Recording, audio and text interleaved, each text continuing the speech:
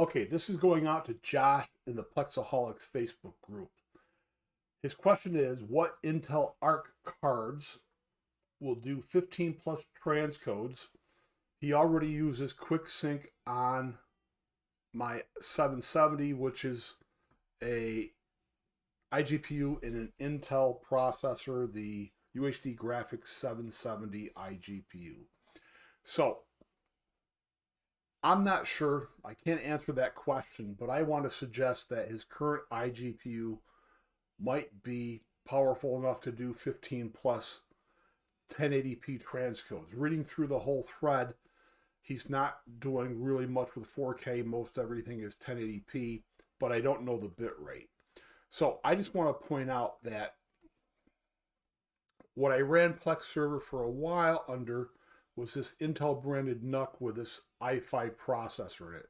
It's a mobile version of a processor, which means it's a little bit newer technology than an 11th gen desktop processor. And this is the iGPU in it, the Tiger Lake family Iris Xe graphics. So, maybe about a year ago, I have one high bit rated 4K movie.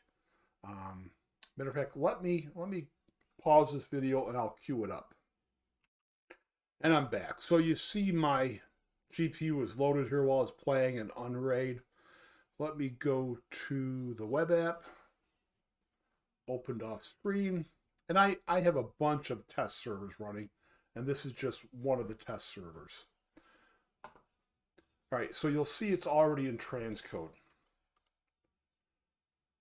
Let me take out transcode.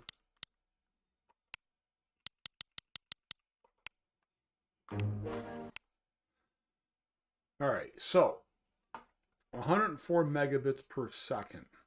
I used this same test file about a year ago, and I got it playing in transcode at the 720p 4 megabits per second level on 8 different client devices, 3 different Nvidia Shields, one $20 O&N Walmart Google TV device, actually 4 Nvidia Shields. I used my son's Nvidia Shield, the tube style model. I had it on my laptop, my desktop PC. How many is that? 4, 5, 6, 7, and my tablet. All forced transcode, and nothing stuttered. I'm sure I could have probably added in another 1 or 2 transcodes.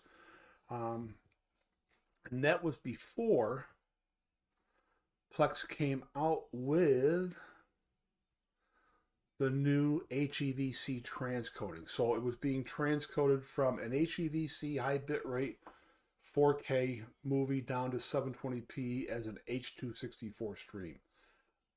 I'm dying to redo the test with HEVC transcoding, and maybe one of these days I'll put an offer out to ask a few people to accept an invite to my server, and we'll try that again, maybe with the same test server, or maybe with my newer hardware, which only has hardware acceleration because I'm running a beta of Unraid right now. This 14th gen Ultra 5 125H i5 processor, and where's the GPU? It's a Meteor Lake Intel Arc graphics. So I gotta run that test, but I'd rather wait until Unraid is on a beta with a more stable Linux kernel that supports this 14th gen iGPU.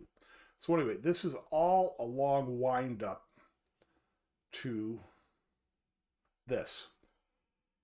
I also have a test server on this desktop computer. My normal OS is Pop OS. I dual boot with 2 other Linux versions. One of them is Ubuntu 24.04. I have an Asus 3060 12 gigabyte GPU in this system, and that's a transcoding beast too. And if we go to this chart here, you'll see it can do 10 high bit rated 4K streams. Now 68 megabits is a lot lower than 104, and I got 8 of them out of the Iris Xe iGPU in that mobile version of the 11th Gen i5. So I consider this expensive Nvidia card to be pretty similar to the 11th Gen mobile iGPU. So here's what you can do. If you know something's equivalent, you can change with this chart, and I'll include a link to this in the description. Let's go to 1080p converting down to 720p, 10 megabit to 4 megabit. And if I find that same card, now that's doing, oh, I'm on the wrong one. Now that's doing 23 transcoded streams with ease. Now, if my 11th Gen mobile Intel processor is equivalent, well, I should be able to do 20 at least, right? So that's already past 15. So if that UHD Graphics 770 iGPU is in a 11th Gen processor, it might be just a little bit less powerful than the mobile 11th Gen Iris Xe, but it should be pretty much equivalent. If it's a 12th Gen desktop processor with that same iGPU, I don't know if the 12th Gens are using that iGPU. It might be equal to my 11th Gen mobile processor, or maybe a little faster. But anyway, you should definitely be able to get 15 plus out of your current iGPU at this bit rate. Not 4K, so you throw one 4K stream in, that's going to knock you down a little bit.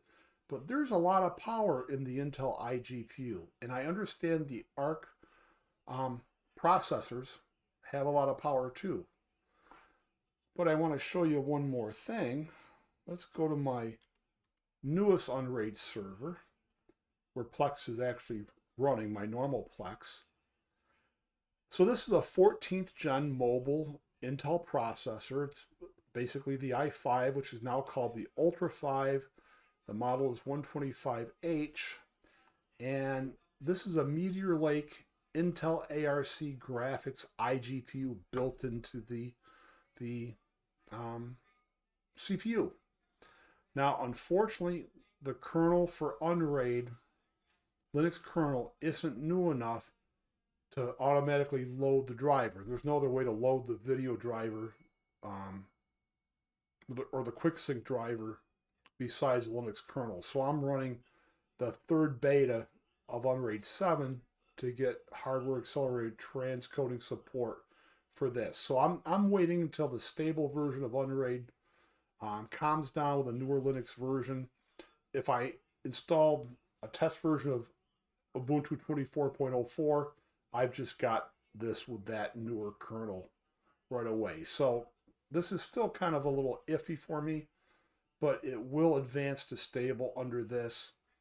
And I want to do the same test once it does, and I probably will invite people from the group to a test server or to this, to my regular server, give them access to my small 4K library, and ask everybody to stream Magnificent 7 at maybe noon on a Saturday or something.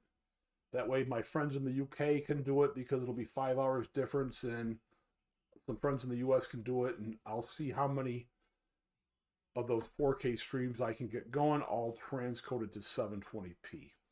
So anyway, this is kind of a long way around of saying, Josh, you may have a lot of power right with what you got. But I assume the ARC is going to be more powerful. And I don't quite know the power I have with my ARC iGPU. But ARC is not just an external graphics card anymore. The 14th Gen mobile processors have that as the iGPU. So maybe I should just line up the test now and tell you how many 4K transcodes I can get, and just see, because then I could compare that. Once it hit a wall, I can go back to this chart and find. All right, let's change this to 720p. I can find the equivalent here to then change again to this level to see the comparison. I hope that makes sense. It kind of does to me right now. And again, I'll put this link in the description in case that's interesting to you. And it's not a real answer, but it's sort of an answer. It's my comparative answer to this chart with my own experience with an 11th gen processor. So thanks for watching and happy plexing.